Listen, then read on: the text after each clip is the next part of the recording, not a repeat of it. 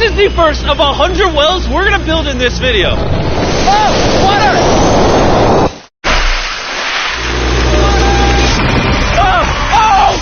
You just witnessed a small village in Kenya get access to unlimited clean drinking water in less than a second. One down, 99 more wells in Africa to go. You're going to love this video. Combined, these 100 wells are going to give around 500,000 people fresh water to drink. And after building some more wells on this side of Kenya, we flew south to the school system of Nairiri. And let's just say they were really happy to see us. How's it going? Not expecting this. Thank you for the welcome. I'm not even sure how to react. I appreciate it, everybody. This village threw a welcome ceremony upon our arrival, and Nolan got really into it. Nolan's the most awkward person I've ever met, and that's a lot coming from me. And after being shown around the school... Here comes our guest. How's it going? Oh, you having a good day? It's nice meeting you. One of the teachers showed me where the students currently get their water, which is from this river. That's extremely unsafe to drink. This is where your students used to get water from? Yes.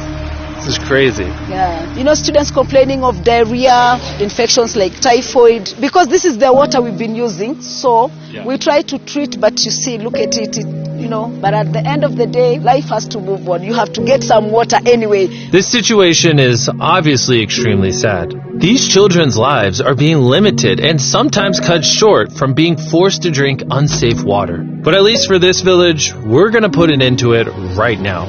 I don't think this John's gonna fit. That would take that. Let's see if we can find some water.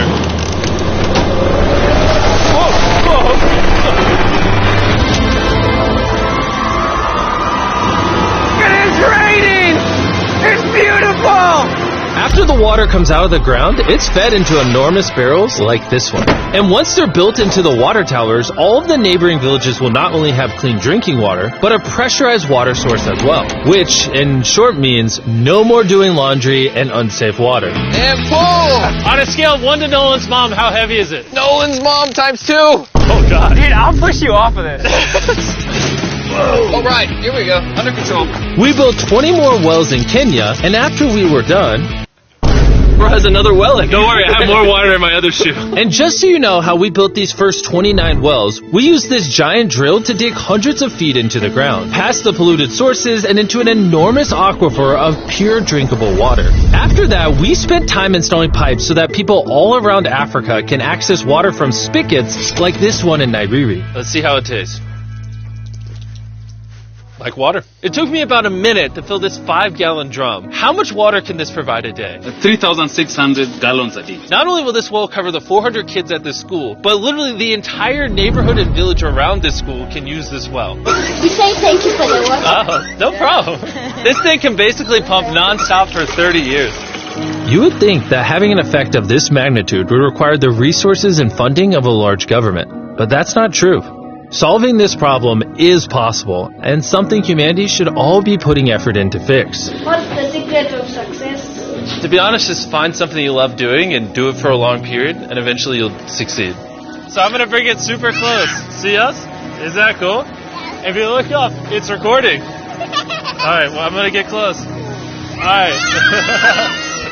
Yeah, you can see yourself. We were also able to install a well for this village, and these 12 other villages. And while we were finishing these wells, we were also able to update one of their schools with brand new computers. How are they liking it? They like them. Glad to see it turned out well. And we also updated the classrooms with new furniture, installed shelves and filled them with new books, donated a soccer ball for every student, and even put modern whiteboards and projectors in all the classrooms. Do you guys like the projector? Yes. We were using a chalk and then a lot of that, but today everything is clean. We truly appreciate it. No problem. It's the least we could do. But then when we flew out to the site of the 45th well, we realized this community had it even harder. Every time they need to get water, they need to take a treacherous mile-long hike through the jungle. And that mile-long hike also happens to be on a giant mountain. I wake up very early, about 4 o'clock, so that I can fetch water for the school. We are not safe fetching water here. That place is very slippery. Chances of getting an injury is very high. So while we worked on their well, the community took me to see how they currently source their water. You guys would have to make this trip how many times a day? 2 times. 2 times a day. Oh, wow. So a typical student would carry something like this? Yeah. Oh, God. If 200 students did this every day, how hard could it be? It could be very hard.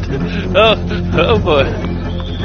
Dang, this is very steep. We're just walking down this mountain forever. Every day. It was actually surprising how difficult this hike was. And these people go through all of that just to get to the spigot. That's water is still unsafe to drink. This is where you guys get your water from normally? Yes. And filled with water, these jugs can weigh up to 40 pounds, which is insane for these children to be carrying up this mountain. The ladies can carry 2 of those. Oh, I totally can as well then. And as soon as these jugs were filled, it was time to head all the way back up. Hurry up, let's go. He's not even sweating or anything. I got it.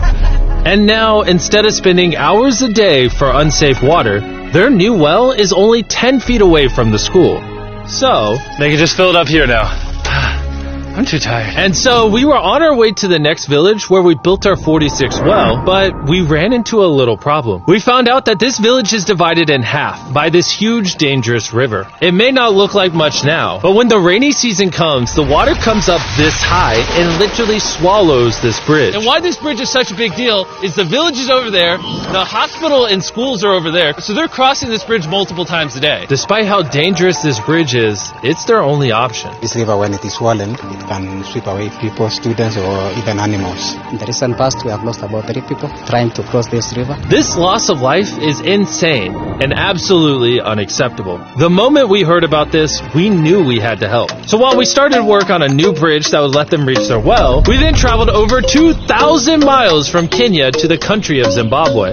We've been in Africa for over a week, and we still have a lot more wells to do. You kind of smell. I know, it's weird. I showered this morning. Wow. Yeah. If you let me finish, I can put my arms down. Can I count on you two to finish these wells with me? Yes. First on the agenda was to check out a local hospital that was in dire need of clean water. Upon entering, we learned how big of an impact this clinic had on the village. How many kids do you guys give birth to a year here? In a month, about 50. Do 600 births a year?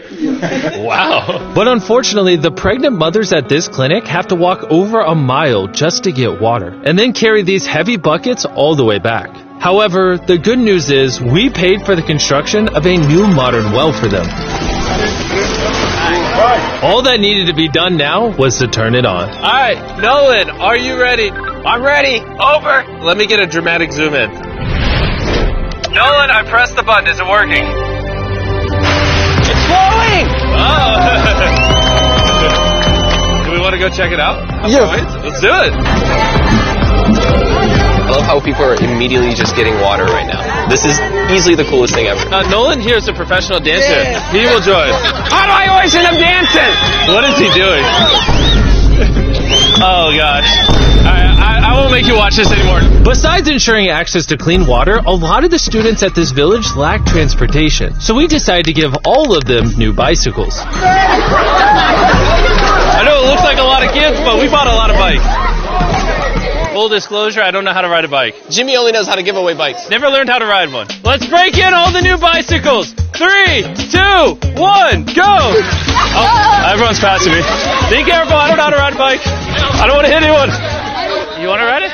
All right, go for it, little man. Okay. And after giving away the bikes, we continue building wells until we reach Well number 69! This solar-powered well is specially designed to aid the farmers in this village by providing more than enough water for all of their crops and livestock, even during the dry season, without any electricity. Each panel is 200 watts. Then it's attached to a pump. That pump can pump 5,000 liters every hour. Basically, it's unlimited amount of water for this entire village. That's incredible. And after we left Zimbabwe, we wanted to continue to give water to communities all across Africa. So we built more wells in Uganda, Somalia, and Cameroon. If you want to see more of what we did in Cameroon, there's a whole video about that coming soon on the Philanthropy channel. Spending time in these villages really made me reflect on the importance of building wells, how it brings water to farms to feed the hungry, how it provides clean conditions for hospitals, and most importantly, how it helps the children of this next generation live long, healthy lives and build the future for all of these communities. We await a new dawn of clean drinking water. Water is life. And with some help from the locals, we finally finished a new bridge that this community can use for the next 100 years.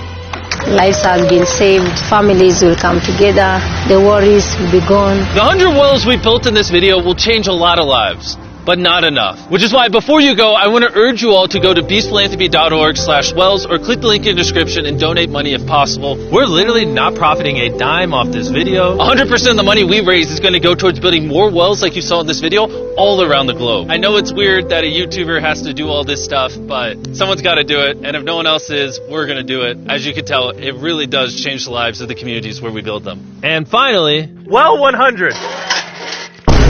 Oh my god, I'm so sorry.